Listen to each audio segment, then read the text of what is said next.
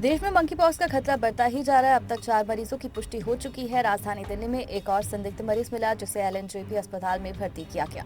उसका sample testing के लिए भेज दिया गया है। तेलंगाना के हैदराबाद में भी एक संदिग्ध मरीज मिला, हालांकि उसकी रिपोर्ट निगेटिव आई है। विश्व स्वास्थ्य संगठन के मुताबिक दुनिया भर के 75 देशों में 18,000 से ज्यादा मामले अब तक सामने आ चुके हैं। संक्रमण बढ़ने के बाद डब्ल्यूएचओ ने ग्लोबल हेल्थ इमरजेंसी भी इसे घोषित कर दिया। डब्ल्यूएचओ के मुताबिक मंकी पॉक्स की बीमारी जानवरों से इंसानों में आई। इससे संक्रमित होने पर चेचक जैसे लक्षण दिखते हैं। मंकी पॉक्स कम मामलों में ही घातक साबित होता है।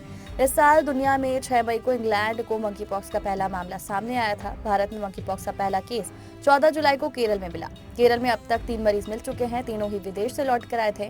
वहीं राजधानी दिल्ली में 24 जुलाई को भी एक मरीज में संक्रमण की पुष्टि हुई थी। चिंता की बात यह है कि इस मरीज की कोई भी ट्रैवल हिस्ट्री नहीं है। मंकी पॉक्स से निपटने के लिए 31 मई को केंद्रीय स्वास्थ्य मंत्रालय ने 23 पेज की गाइडलाइन जारी की थी। इसमें बताया गया था कि अगर आपने बीते 21 दिन में किसी प्रभावित देश की यात्रा की है और आपको कोई लक्षण दिख रहे हैं तो टेस्ट करवाने की जरूरत है, क्योंकि मंकी पॉक्स का इंक्यूबेशन पीरियड 21 दिन का है। इसलिए संक्रमित होने के 21 दिन बाद तक लक्षण सामने आ सकते हैं। मंकी पॉक्स के सामान्य लक्षण क्या है? बुखार आना, स्किन पर चिकत्ते पड़ना, ये चेहरे से शुरू होकर हाथ, पैर, हथेली और तलवों तक हो सकते हैं। सूजे हुए लिम्फ नोड यानी शरीर में गांठ होना, सिर दर्द, मांसपेशियों में दर्द या थकावट, गले में खराश और खांसी आना। अगर कोई व्यक्ति पिछले 21 दिन में किसी ऐसे व्यक्ति के संपर्क में आया हो जो मंकी पॉक्स से संक्रमित हो और उसमें इनमें से कोई भी एक लक्षण दिख रहा हो तो उसे तुरंत डॉक्टर को दिखाने की जरूरत है।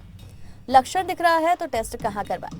मंकी पॉक्स का संक्रमण बढ़ने के बाद केंद्र से लेकर राज्य सरकारें तक अलर्ट है। राज्य सरकारों ने अपने यहाँ सरकारी अस्पताल में कुछ बेड मंकी पॉक्स के संदिग्ध मरीजों और संक्रमितों के इलाज के लिए रिजर्व रखे हैं। अगर आप दिल्ली में हैं तो राजधानी में लोकनायक जयप्रकाश अस्पताल में टेस्ट करवा सकते हैं। हालांकि सैंपल की जांच पुणे स्थित नेशनल इंस्टीट्यूट ऑफ वायरोलॉजी में हो रही है।